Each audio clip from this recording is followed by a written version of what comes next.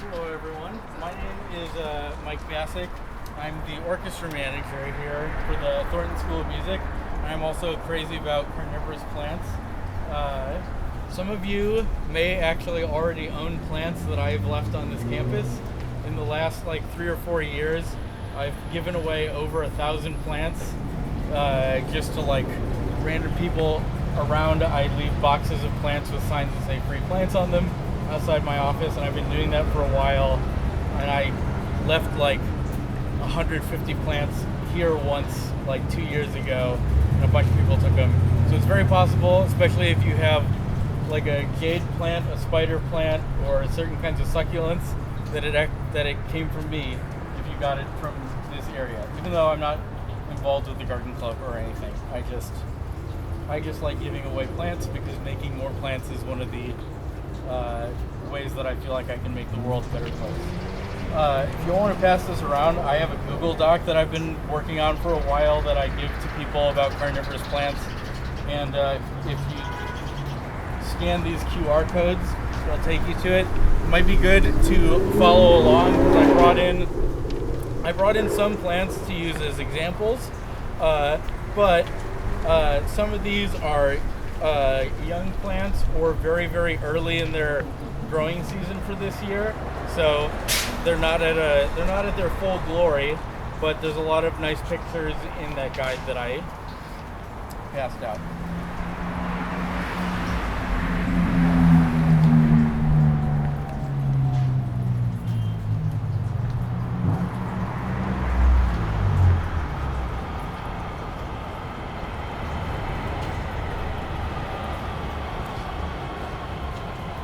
So the reason I made this guide is, number one, I'm a huge nerd who's incapable of doing things in half measures. Who here is a huge nerd about something other than plants? Yeah? So who thinks they're the biggest nerd about a thing? Alright, what are you a huge nerd about? That's not relevant. Alright. I know a guy who's a huge nerd about ladybugs. Okay, if that guy encountered an individual who is like, you know what, I'd like to know more about ladybugs, how would that person react? Extreme delight. Yeah, and it'd say, here's a box with 1,500 ladybugs, let them go in your garden. That's how I am about carnivorous plants, and it's such a niche interest that's kind of how most people are about carnivorous plants if you're into them. One person I bought plants from, I told him that one of my plants died because I was young and inexperienced and I didn't know how to take care of it. And on his way from rural Oregon down to San Diego for a plant show, he just stopped at my house in the middle of the night and gave me a ton of free plants because he felt bad that one of my plants died. That's the kinds of people who are into weird plants like this.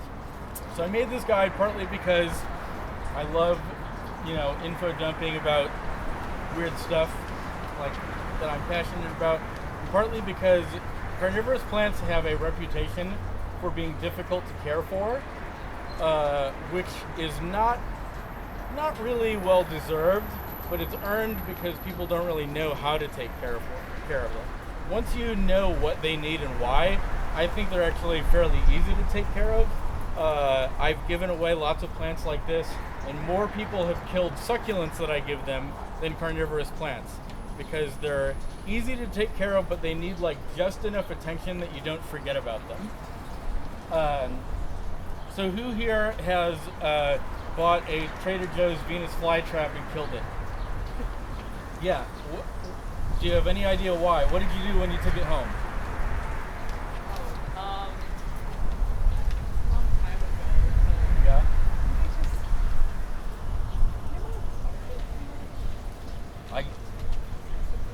I'm so glad you said that because you definitely didn't. It is impossible to water these plants too much because they live in bogs. I'll get into that, but that's one reason I want it. Rather than just putting together care instructions and stuff like that, I try to actually educate people on these plants because people don't know much about them. They do things like they think they overwater them, or they make the mistake of following the instructions that are actually printed on the packets. If you get them at Trader Joe's or Home Depot or something, those care instructions are very wrong. I don't know why they're there, but they are. It's a whole thing. So they take them home, follow those instructions, their plant dies, it's not their fault, but you think it's your fault, and you're like, well, I guess I can never take care of this. So that's why I'm doing this. I'm going to start talking about Venus Flytraps because they are the ambassador of the carnivorous plant world. We all know about them. That's the first thing you think of when you hear about carnivorous plants. Who here knows where they come from? Anybody? Nobody who I told earlier. North Carolina-ish, I think. You're right. Who's surprised to hear that they're from North Carolina? Yeah, people think that they are tropical plants and stuff like that. They are Venus flytraps are native, not only native to North Carolina, they are native to within 100 miles of Wilmington, North Carolina. They only grow one place in the world. They're probably the most sensitive of all carnivorous plants, which is a shame because they're the one that people want most when they first get into carnivorous plants. But I think once you understand what they need, you'll understand kind of what all the other plants need. They're a good plant for understanding why these plants are the way that they are. So, I'm just following along the guide that I made. Like I said, they're native to North Carolina. They live in bogs. The most famous thing about all these plants, of course, is that they eat bugs. Can anybody guess why they eat bugs? Yes. Not enough nutrients in the soil. What? Not enough nutrients in the soil. That is correct. Why aren't there nutrients in the soil? Can anyone guess about that? Yes. Well, it's like swampy. The water doesn't mix with like oxygen and things. Sorry, can you say it louder? Oh yes, it's like boggy, swampy, right? I guess there isn't enough. The water is still. It doesn't mix with the air and such. Like that could be a component. You're kind of right, but I'll get to that in a moment. So, Venus flytraps. As you can see, if anybody wants to get a closer look, feel free to come in. I only brought one Venus flytrap. A lot of the traps closed on my way over here because it was bouncing around a lot. So,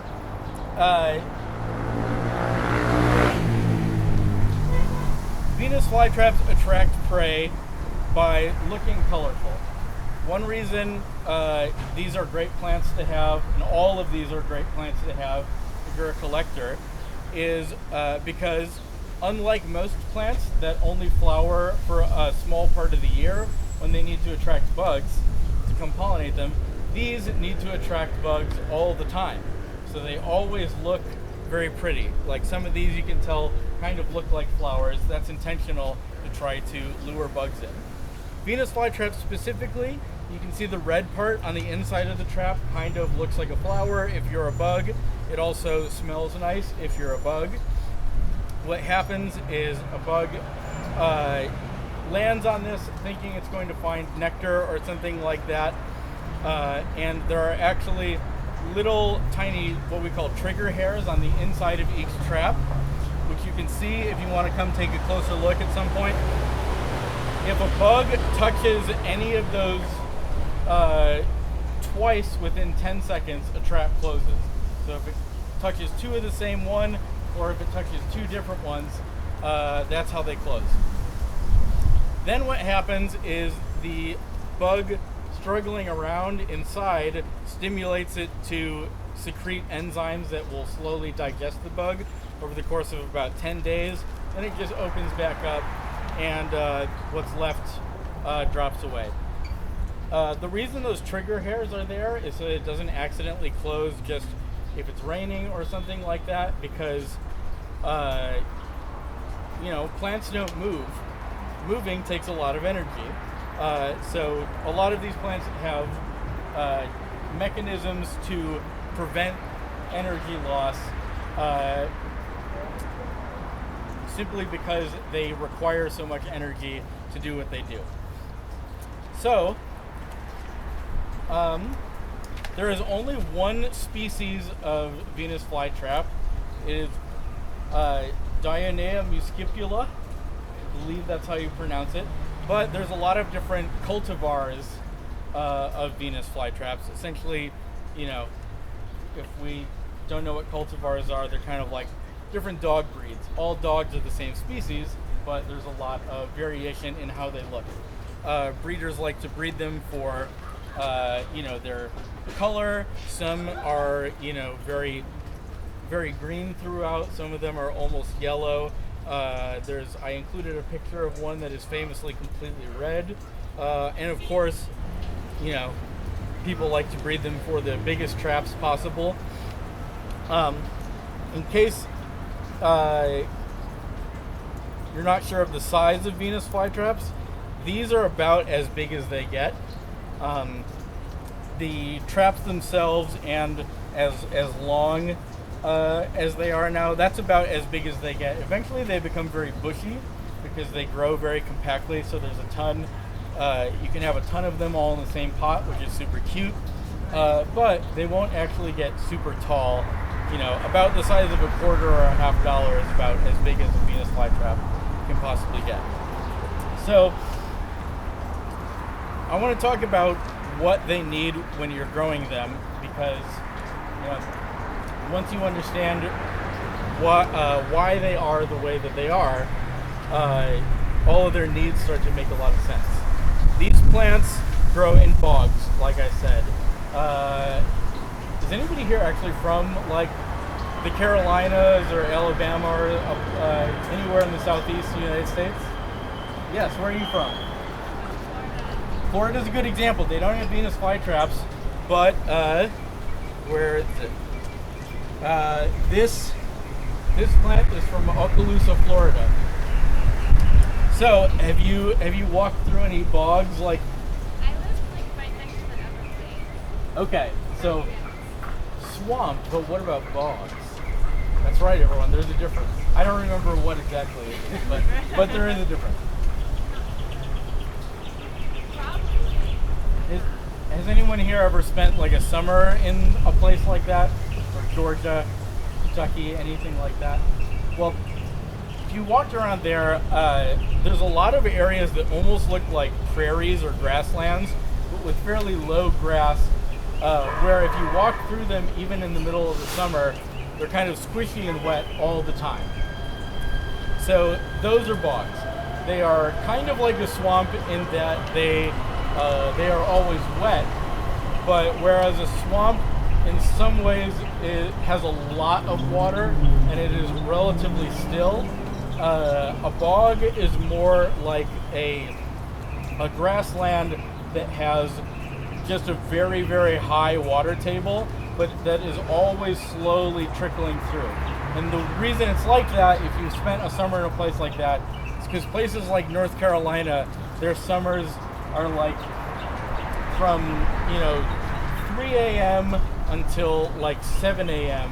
It's like a monsoon every single day. It just rains like crazy, and then it stops raining at like 8 a.m. and by 11 a.m. it's 110 degrees out. And so it is always humid, it is always wet. So, kind of what I was asking earlier, you mentioned soil and water. You are right that the water plays a huge influence in it. Because there's so much rainfall in areas like that, and specifically there is so much rainfall so often, it basically rinses the nutrients out of the soil.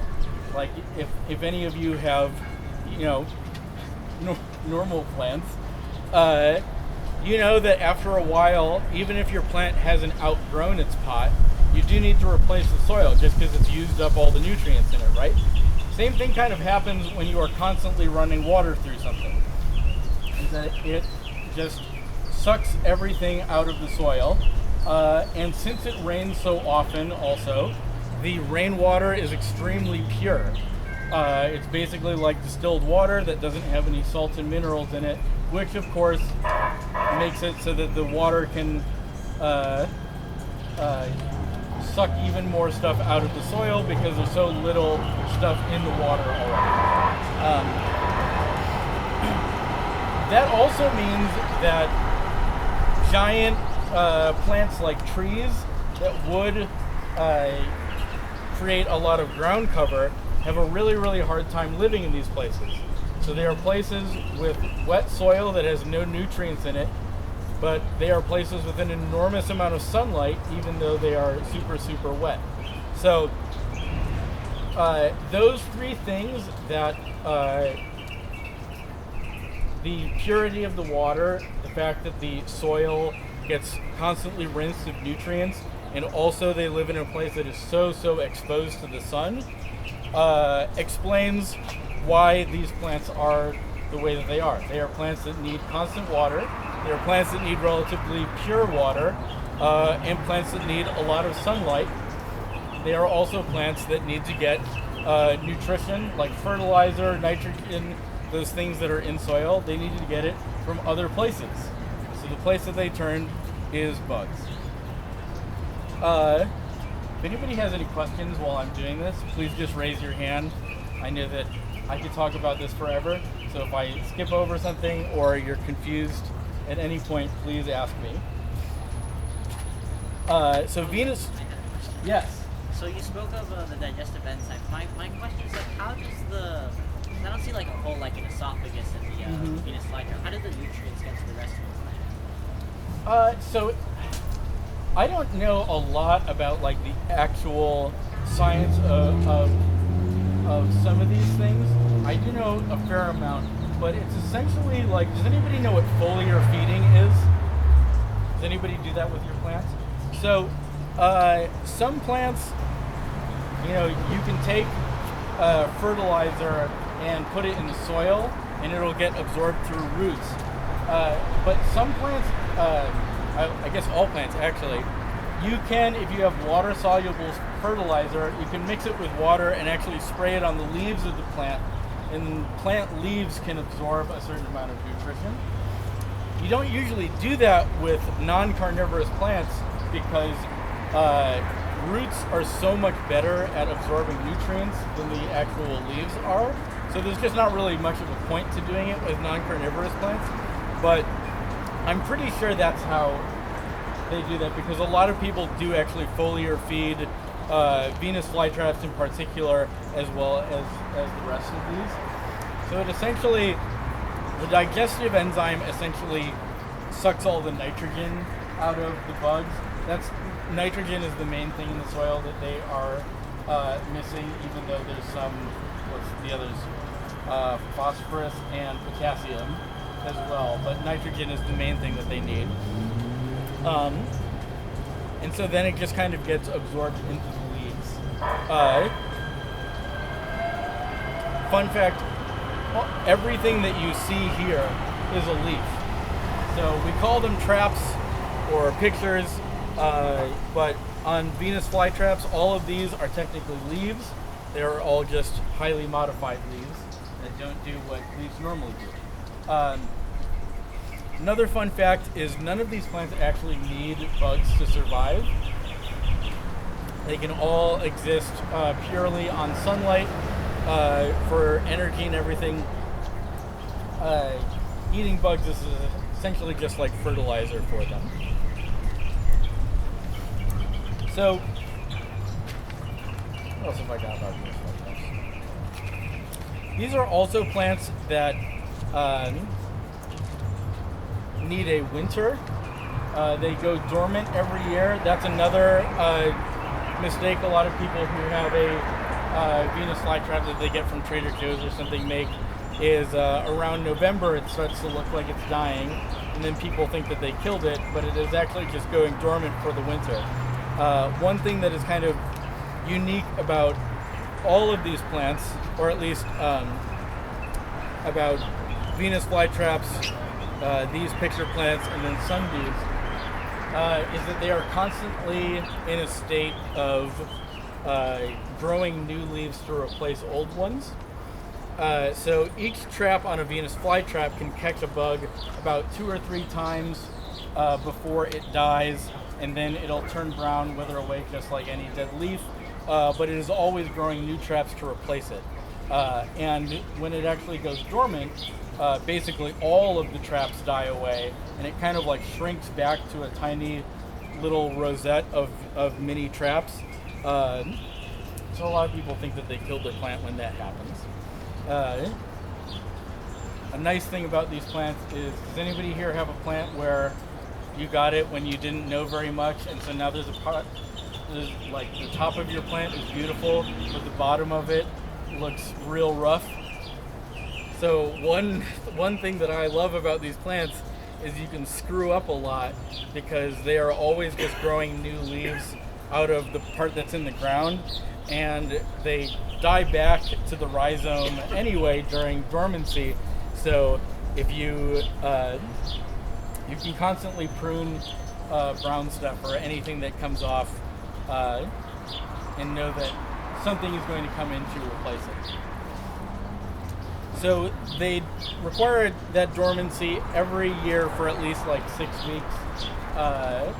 What I do, California is a really great place to grow all of these plants. If you have these like out in your yard or something, they're getting a lot of sun, you can just like put them on a porch or put them in the shade or something around Thanksgiving, and then just take care of them as normal, and then put them back out in the sun in late February, and they will kind of wake up again on their own. So to summarize Venus flytraps, one last thing. As I said, and you can see there's a picture in here of a pot with like 10 million Venus flytraps in it.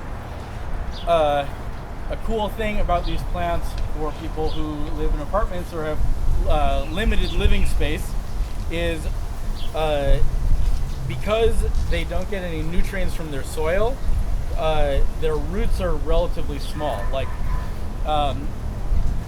this Venus flytrap probably only has like 5 or 6 roots total that are like that long.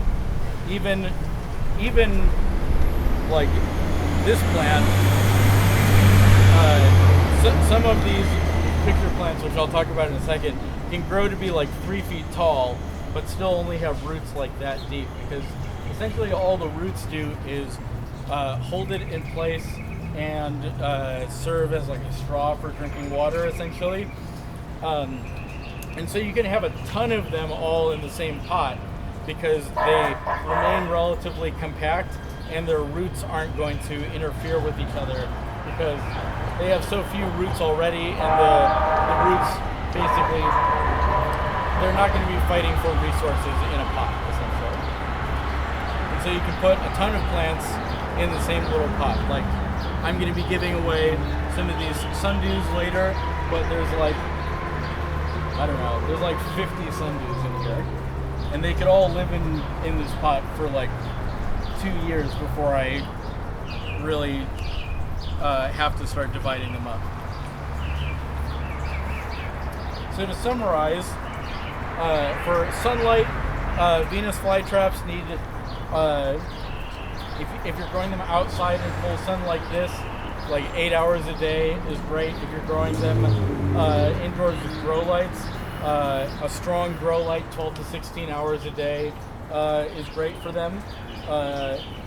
If you have to grow them completely indoors, just make sure you dial it back to like 4 hours a day or so in November when they have to go dormant. Temperature wise, they're pretty okay with basically any temperature above like 50 degrees, as long as they're getting tons of sun, or below like 110 or something. It gets super hot where these plants are, so they're fine.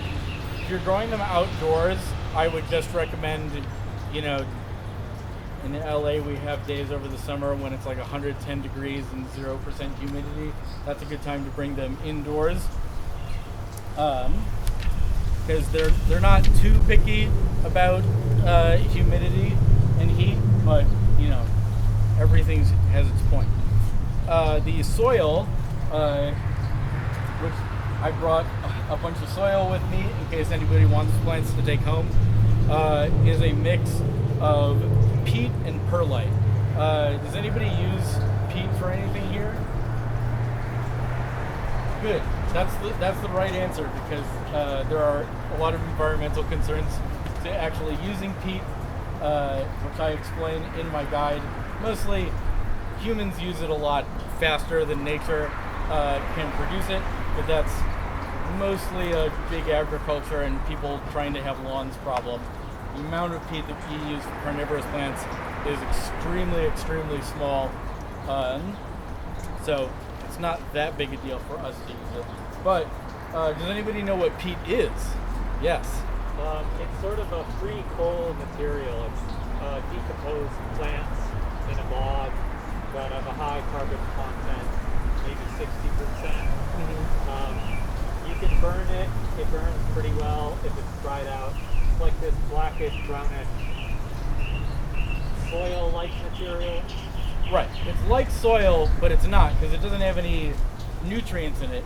There's peat that we use for these plants, which I'm pretty sure is what almost all peat that you can buy is.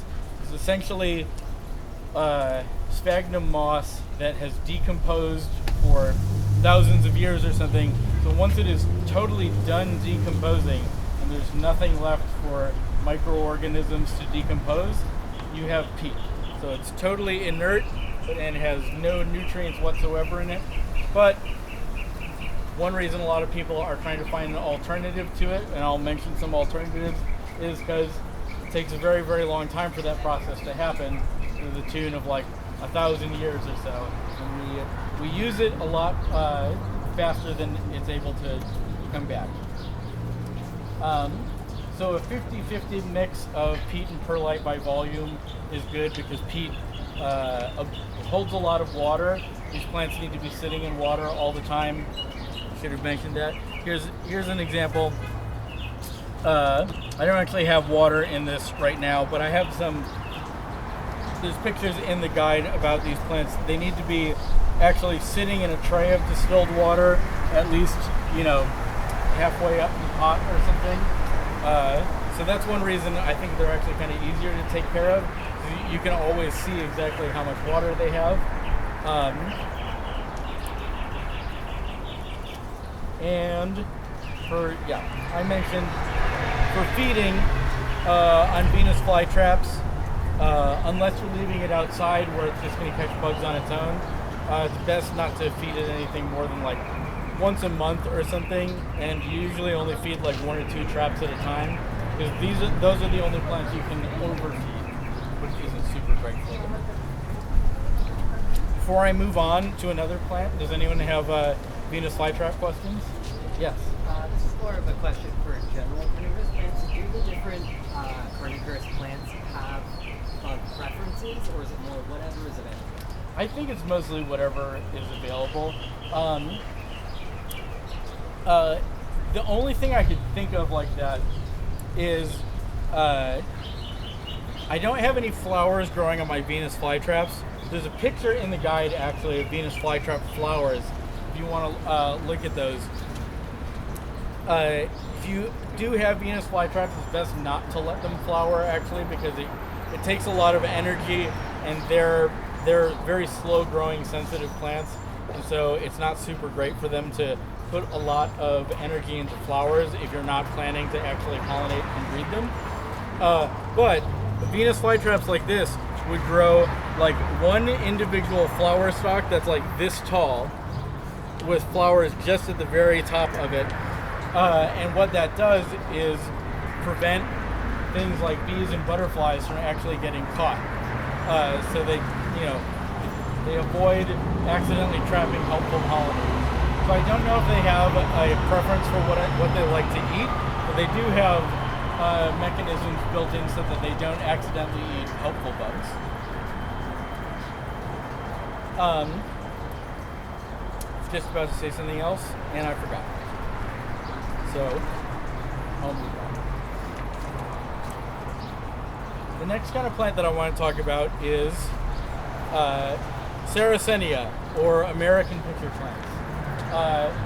I'll say right now, I'm going to use the genus and species name for a lot of things. It's going to seem very, very complicated at first, but if you want to get into these plants, it's actually easier to talk about them that way, because that's how carnivorous plant people talk about them. And also, a lot of them either don't have common names or have common names that don't make a lot of sense. For example, this red plant, its name is the yellow picture plant, which isn't super great. This one, which is famous for turning purple during the summer, is known as the white picture plant. This green and red one is also a yellow picture plant. So the names leave a lot to be desired, and there's a lot of variation in them. So using the genus and species name for most of these is the way to go. So American picture plants, or Sarracenia, are very similar to Venus flytraps. They live in basically the same place. They live in bogs. They need distilled water, all that good stuff. Oh, sorry, real quick. I remember what I was about to say. Basically, all of these plants are endangered, or at least in the wild they are. You know, you can get Venus flytraps for $5 at Trader Joe's, but they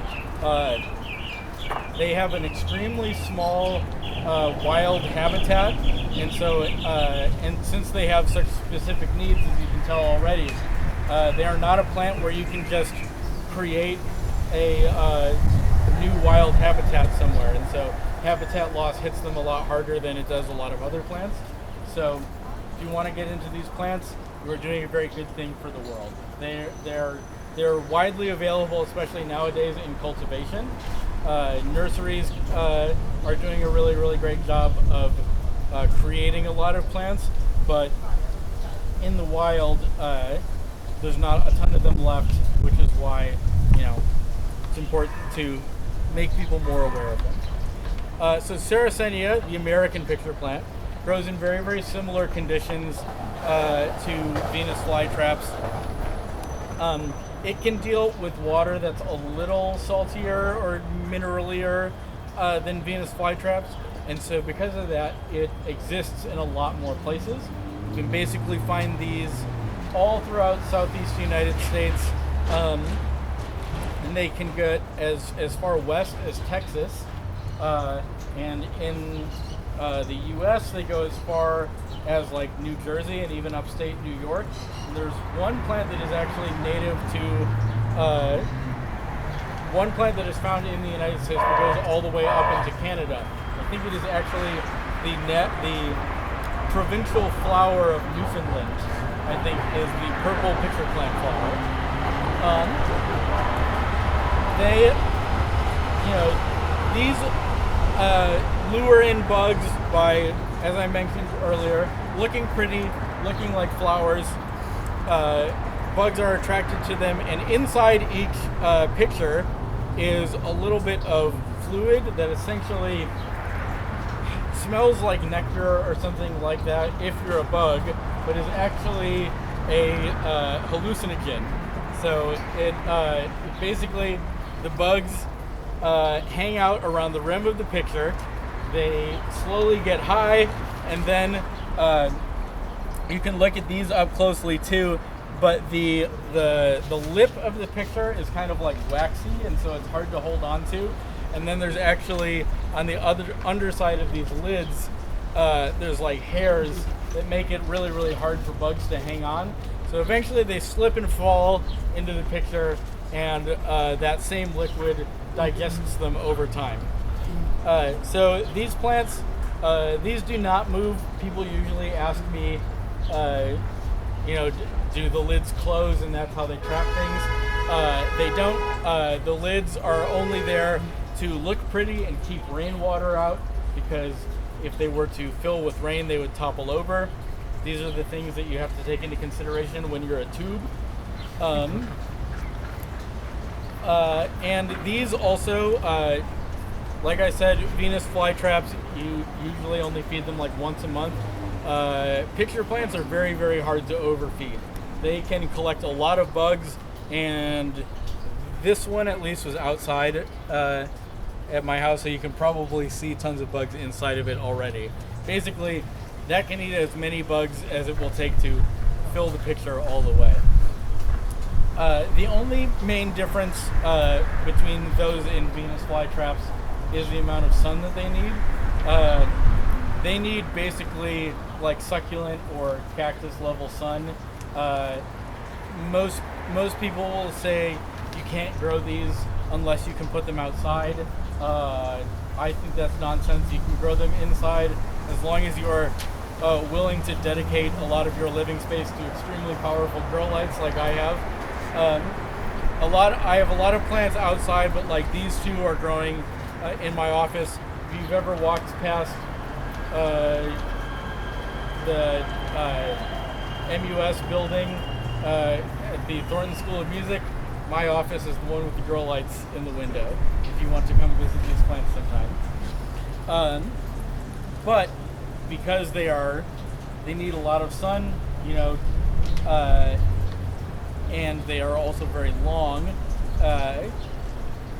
not many people like growing them inside just because of the logistical concerns of having lights.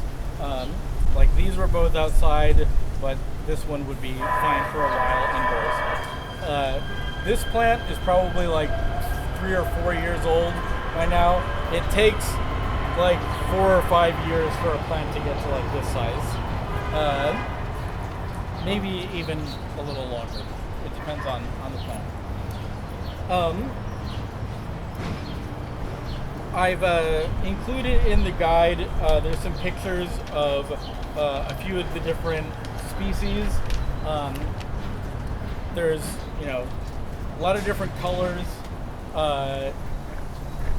and you'll notice looking at the pictures, aside from different colors, there's a lot of different shapes, and there's a lot of different patterns even in the coloration. And so these plants are really, really popular among breeders and collectors, just because there is so much possibility to hybridize and crossbreed them and stuff like that. So like this one is a straight species, and so is this one, but this is a combination of like 4 or 5 different plants, and a lot of people like doing stuff like that, creating your own plants, because they're fairly easy to breed together. It's easy to get them, once they're flowering, it's easy to grow seeds, and all that. These are also endangered, though less so than Venus Flytraps. With some of them are actually no longer on the endangered list, but some of them are critically endangered. So again, if you can get your hands, the only way to buy them, I should be clear, is horticulturally. None of these plants come from the wild if you are purchasing them, unless you are purchasing them from a poacher, in which case you'll know, because it'll be weird and they won't be a store.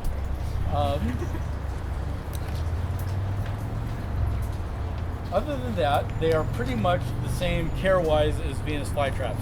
They have the exact same soil. I said they need more sun, but like I said, very similar light needs. They are in the same soil. They need to be sitting in a tray of water with distilled water and all that. So these are great companion plants for Venus Flytraps as well. You can have all of these plants growing in the same pot. There's a picture in my guide somewhere of a couple of these plants that somebody planted all in the same thing. So it's very easy to expand your collection with plants like this. They go dormant the exact same way as Venus Flytraps. They will, some of them, especially depending on where you are and what kind of picture plant you have, they might die back all the way to the rhizome when they go dormant, or they might leave a few pictures which will just kind of turn around over time. Dormancy is really important for these because they are from a place of the winter, and so we need to replicate that behavior when you're actually growing them. So if you don't let these plants go dormant, after a while they will start to get weak and then die. But letting them go dormant is part of the fun, because then you're super excited when spring comes around, and whenever they wake up from dormancy, they will be considerably larger and more robust and more colorful than they were before they went dormant. So like this one is a good example where you can see some of these pictures that are kind of brown and whatever are actually surviving pictures from last year. So these like these two pictures, this was like as big as they got through the entire growing season last year, and these much larger, much prettier, more sturdy, colorful pictures are the ones that have just popped up in the first 3 or 4 weeks of their growing season. So you can imagine what they'll look like later on, or even after this summer.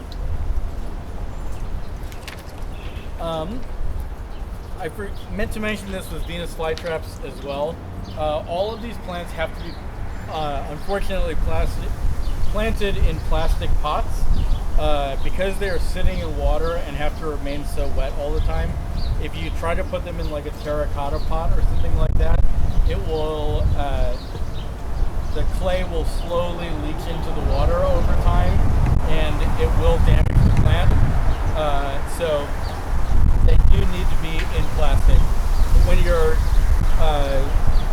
you're repotting them, you just use any plastic pot that has a lot of drainage holes in it. It's a good chance to, like the pots that you get, the like terrible plastic pots you get at nurseries when you buy succulents and stuff. I like to save those and then just use these plants. Does anybody have any questions about picture plants, or the American picture plants? Yes. My question is like, why is this one white? Like, what is it that's causing? So there's no real like biological need for one to be white versus yellow or red or something. That's basically just how they ended up. They come from different places, so I don't remember exactly what the distribution of them is.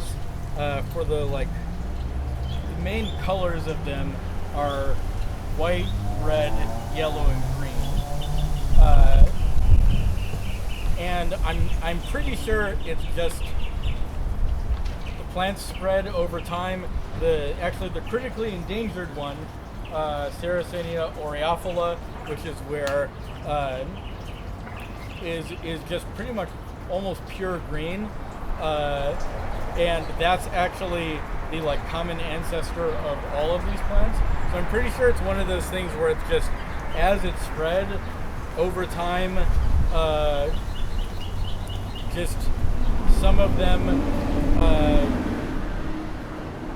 not out of any real necessity, some of them just ended up more of one color versus others, or it might be that the colors that they have are closer to native wildflowers or something like that.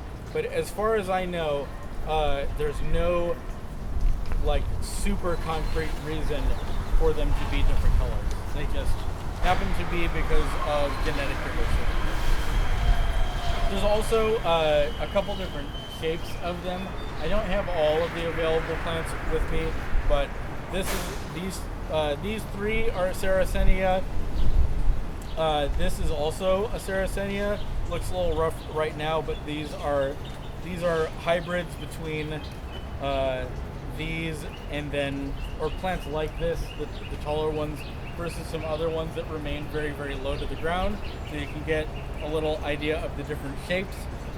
This one that I mentioned that's from Florida is one of my favorites that has a very, very different shape. It is called Sarracenia pseudocina. I don't expect anyone to know this, but does anyone know what pseudocina is? Sarracenia is the genus that parrots belong to, and it was named that way because somebody thinks that it looks like little parrots laying on their back, which I think is very cute. Any other questions about American pitcher plants? Cool.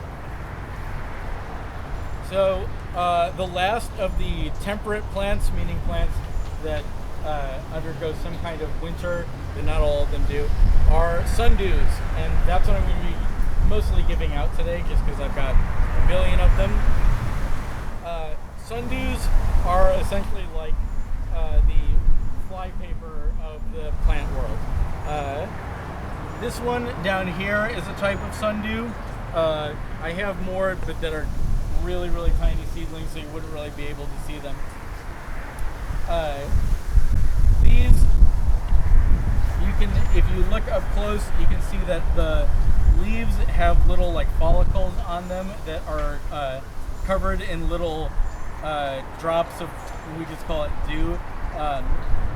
It's essentially a sticky substance that, again, smells nice if you're a bug, and also will eat you if you're a bug. The way these work is bugs fly up to them. They, when they try to actually touch the leaf, they get stuck on it and they can't get away. And then the follicles kind of bend towards the bug as it's struggling, which, you know, try to get basically as much surface area on the bug as you can. And then it just kind of slowly digests whatever parts are actually touching the plant. Sundews are cool beginner plants because even though they are also very sensitive, like Venus Flytraps, they need less sun. They need a lot of sun, but less than Venus Flytraps. And certainly nowhere near as much as Sarracenia do. They're also kind of cool because they do all their digestion externally, and so you can actually see when it has caught something. Whereas a Venus flytrap, you know, when you see a closed trap, it might have a bug in it, or it might have been something brushed it by accident, and you can't really see when plants are, or when bugs are inside of Sarracenia. They are also very, very good at catching bugs. If you have gnats or fruit flies or something like that in your apartment or outside, put a sundew there, and pretty soon it will be standing room only on your sundew. I have unusable pictures of a lot of my sundews because there have been so many bugs on them that my camera can't actually focus on the plant because there's like so much going on in the picture. Sundews are, like I said, a little easier to grow inside just because they need slightly less sun than something like a Venus flytrap or a Sarracenia, but they still need a lot of sun. So if you have one and it's super green rather than being having a little bit of color to it, or if it's not producing any of its dew, that's a good sign that it needs a little more sun. They're also interesting because they are by far the most widely distributed of all carnivorous plants. Like I said, the Sarracenia and Venus flytraps are closely related in that they live in basically the same place in the United States, and they have very, very much the same needs. I'll talk about some other plants in a minute that are basically only found in like Southeast Asia, Malaysia, the Philippines, places like that. There's some slightly more obscure carnivorous plants, like there's a South American kind of picture plant that like only grows like in the mountains in Venezuela and stuff like that. But some species of sundew exists in most places on Earth. So they are all over wetlands in America. There are a good amount of them in South America, a couple in Europe. Probably the most species of sundews are found in Australia, and then also some in Southeast Asia. But they also are in places like Africa and even some in the Middle East, which you wouldn't expect from a plant that, like the rest of these, needs so much water all the time. But they exist everywhere. I think partly just because they're small. There's a lot less that can go wrong. They're also a lot easier to propagate. If you're interested in propagating any of these plants, Venus flytraps are really hard. This is another reason that they're endangered, because it's hard to get them to produce seed. And then, like, if I was trying to grow a Venus flytrap from seed, it would take at least 7 years to get a seedling to be this size. It's also very hard to get them to actually germinate. But the only way to propagate Venus flytraps and Sarracenia is by seeds or by rhizome division. So eventually, kind of like spider plants or some other plants, where over time one plant kind of grows another chunk that you can split off and make a new plant out of. That's one of the only ways to actually divide your plant. Sundews, you can actually take leaf cuttings and just put them in a little tube of distilled water, leave it on your windowsill, and in a couple of weeks it'll start growing little baby sundews off of it. So like every single sundew in this pot was grown off of like 2 leaves that I cut off and just let grow after a while. And those will eventually all turn into their own individual plants. If you get a sundew, some of those require dormancy, some don't. There's also some where people are like, yeah, it can be dormant or not, doesn't really matter. So if you end up getting a sundew, just Google it and see if you actually need it to go dormant. I highly recommend getting into sundews if you're a beginner, partly because they are just super small and cute, aside from being relatively easy to take care of. And as you can see, you can put a ton of them all in one pot. Does anybody have questions about sundews?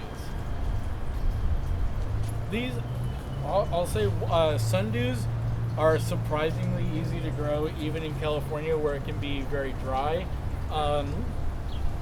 Like I thought that just since it has like basically since it has something wet on the outside, I was like, that seems like it wouldn't survive out in the sun. But I've found that they're, for the most part, very easy to grow out here, even in places where it is not super humid. Yes. So, taking care of the sundew, when like placed outside, is it also like a bit intolerant of like water with like mineral content and stuff? Yes. So, one difficult thing about a lot of these plants is that even though some of them we've known about for a really long time, because they're such a special interest, there's lots of plants where we kind of don't know the limits of them, because there's not a lot of like giant nurseries that are making carnivorous plants that have existed for a long time. There's like actually the oldest one in the United States was started in like the 80s, and it's like just outside of San Francisco. But most people who are like selling carnivorous plants professionally are just like some guy. Like it's just like some guy at his house who has a lot of spare time, and he's probably an engineer, so he's got like spare time and income, and he can build a greenhouse outside, and that's just like what he does, and then he decides to start selling them. Like that's so many people that I've met that are selling professionally are like that. The largest nurseries are places that probably have like 3 full-time employees and then like 3 or 4 part-time employees. So it's a fairly small world, and because of that, some research is a little lacking. Like I can tell you that Venus flytraps are the most sensitive to water purity, with Sundews being about the same, maybe slightly more tolerant of water purity. To put a number to it,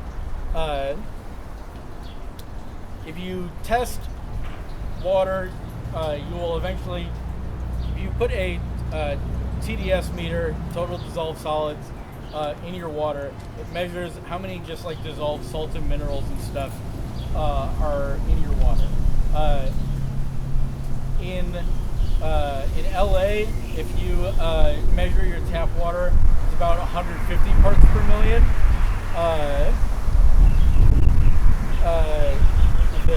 The point at which it becomes a problem for humans to drink if it's over like 500 or 600. But it's not actually bad for people. It's literally just like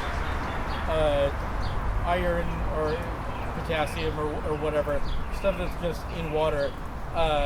Distilled water, like what we get for these plants, if anybody here does a lot of lab work, you probably have some access to distilled water.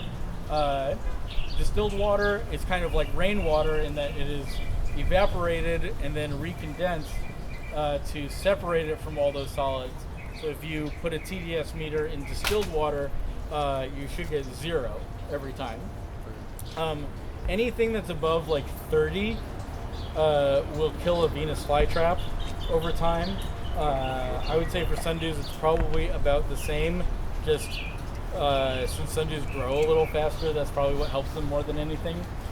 There are some people who say that for Sarracenia you can go up to like 150, same with Nepenthes, which I'll talk about in a minute. But it's kind of hard to say because the people who have a lot of these plants are just people like me who are super into it, and so we're like, well, I've got distilled water anyway, I might as well use it. Like there's not much of a point other than if you're really trying to get to the bottom of this, of testing your plants with progressively dirtier water. So distilled water is the way to go. If you really think that access to something like that is a problem, what you could do with some of these plants is use normal tap water, and then like once every 2 months or something, just get a gallon of distilled water and flush it out. Something I put in the guide is there is actually a company called Zero Water, which makes filter pictures that are kind of like Brita filters, only way more intense, and they actually do separate all dissolved solids from water. So that's a good. That's what I use because I would just forget to buy distilled water all the time, and I don't want to waste all the plastic. So that's what I recommend most people do if they're trying to find distilled water. Yes. Quick safety briefing: if you are working with distilled water, don't drink it. Yes, I was gonna say. Usually, when I tell people that LA tap water is like 150 parts per million, they're like, "Oh God, that's so dirty. I want 0 because that's what's good for you, right?" It's not. If you drink distilled water occasionally, it's not going to be bad for you. But since it has 0 things in it, if you remember, all of your all of your solution-based, and by solution I mean something suspended in water, all that stuff from high school chemistry or current chemistry that you're taking, distilled water that has 0 things in it is going to essentially act like a sponge in your body if you drink it. So there are some cases where people have like kidney failure and stuff like that because it actually happens mostly in people who say are agoraphobic and have like OCD and stuff like that. I know somebody actually who suffered from that and would only drink distilled water and people found out about it when they had started having very, very severe kidney issues because it, sucks all the salts and things like that out of your kidneys. So yes, don't drink distilled water. Use the good water for your plants, and you can drink your regular Brita water. Are there any other questions about Sundews? Cool. The last carnivorous plants I will talk about today, even though there are more, which I recommend you look at, are Nepenthes. These are the ones that come from Southeast Asia, Malaysia, the Philippines, Sumatra, and surrounding places like that. These, I put a picture of my favorite Victory Bell on here because that's what Victory Bell is based off of. Not anyone in particular. If I had to guess, it's probably a Nepenthes. I said Bicalcarata biolata. These are a good reason to start learning all of your species names. If you want to get into these plants, you'll just kind of acquire that knowledge over time because there's no common name for most of these. There's about 200 species and a lot of hybrids.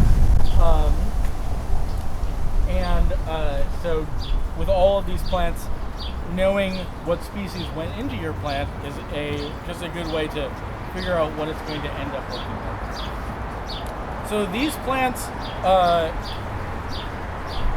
live in slightly different conditions than the plants that I've talked about thus far.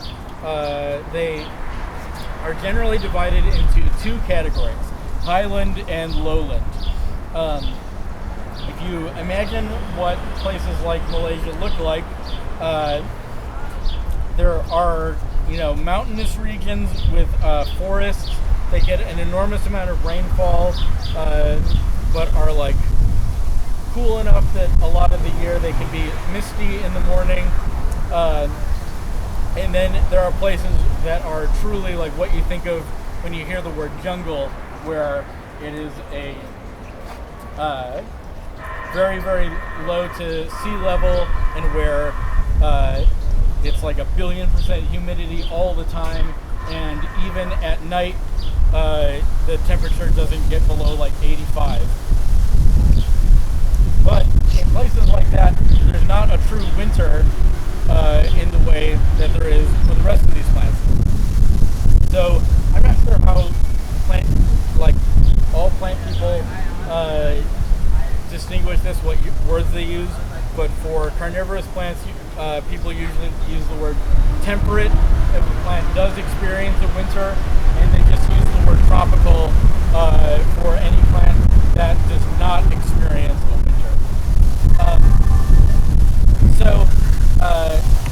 Those two kinds of plants, highland and lowland, they live basically the same way in both of those plants, or in both of those places. They just have slightly different temperatures and humidity tolerances. So I'm going to take these out just so you can see them a little better. So here's one, and here's another. These grow mostly like on trees and stuff like that. If you've ever seen plants where they grow either on the ground or even in like moss on trees, they do that. Kind of like, does anyone have an air plant? Do you know it? Yeah. Like air plants just like stick to the side of a tree and then grow up. So they're kind of like that. But what they do eventually is once they mature, they turn into a vine, which slowly starts wrapping around the tree. They grow leaves out of one center point, and then if they are getting enough light and water and stuff like that, at the end of each leaf, eventually a picture forms that kind of hangs from this little tendril thing on the leaf. So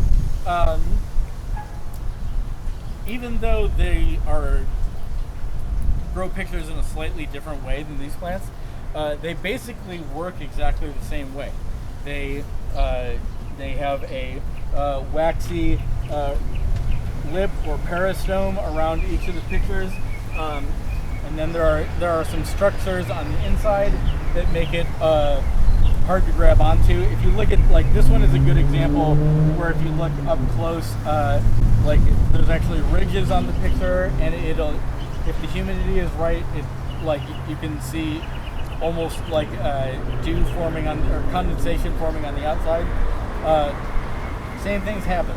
It looks pretty, it looks very inviting if you're a bug, and then bug explores around a little bit, gets intoxicated by the fluid that's inside, and eventually falls in, where it gets slowly digested over the course of like a month or something. Something that I think is really, really cool is that these picture plants and these picture plants have no genetic relationship whatsoever.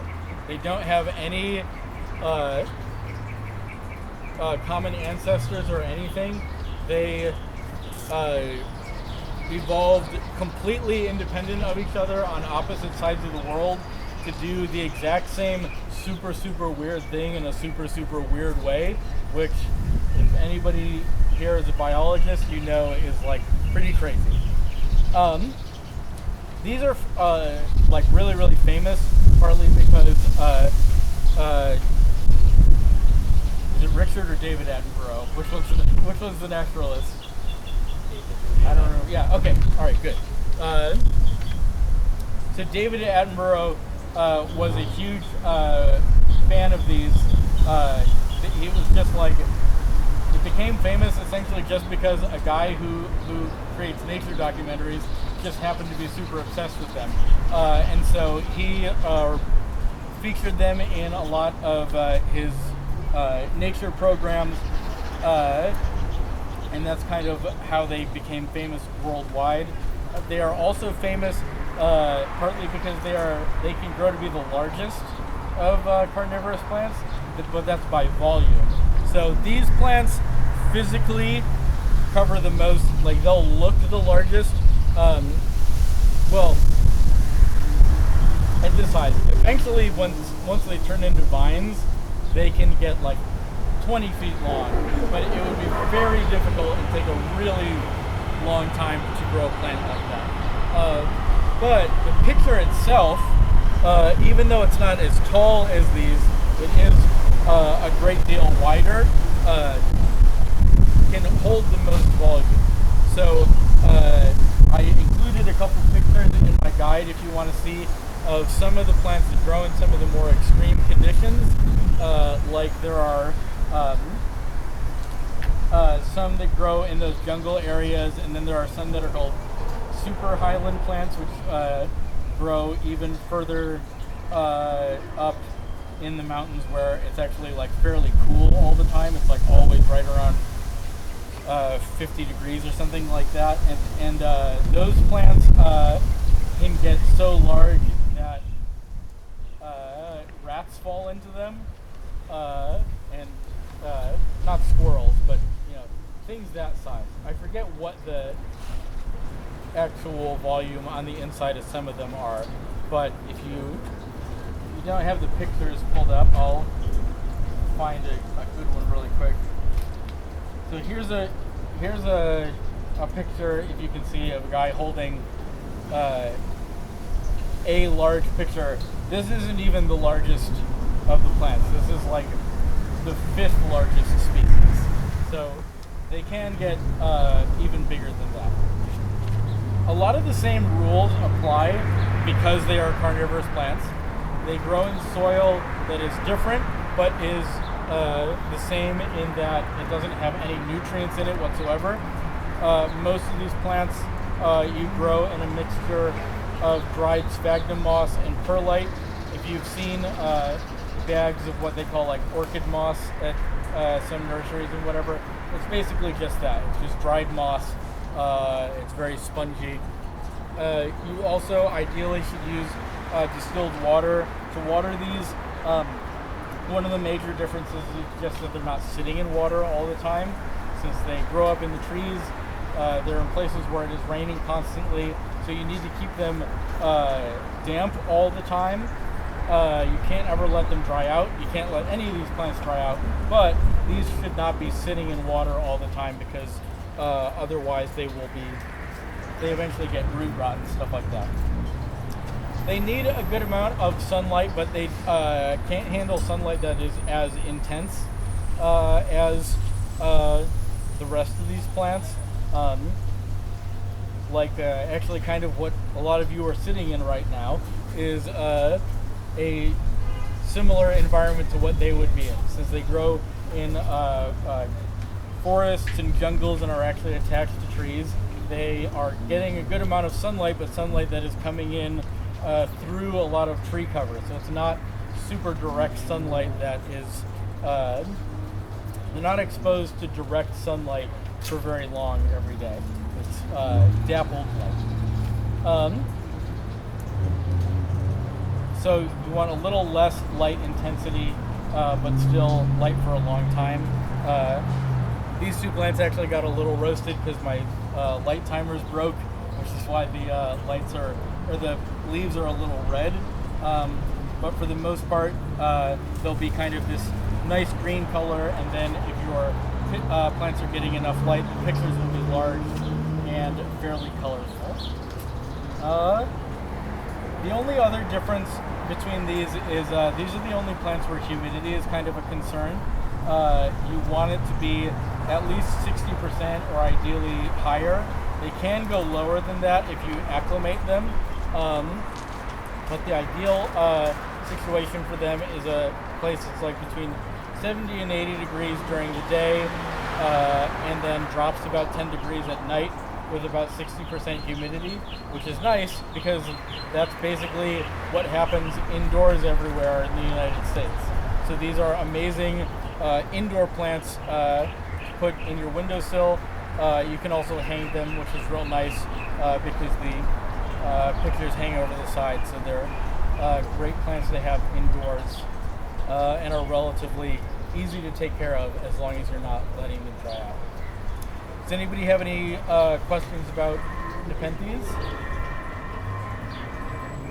No? Well, so I mentioned a couple other carnivorous plants in my guide, but I don't know a ton about them, but I highly encourage you to do your research, just because there's some other plants that are super cute, like pinguiculas, which are from Mexico and Central America. They're essentially like if succulents were flypaper, and they're pollinated by hummingbirds, which is super cute. I just don't know a lot about them personally because I don't have many yet. But if there's any questions about any of these plants, you can ask me now. I'll be around for a little bit. You all also have my email by now. Please feel free to email me at any time because I would much rather talk about plants and do my job. So I will, my offer to all people is I will give you as many plants as I can at any time, and if you're still around when your plant needs a new pot, I will repot it for you because I always have too much soil. Thanks everyone.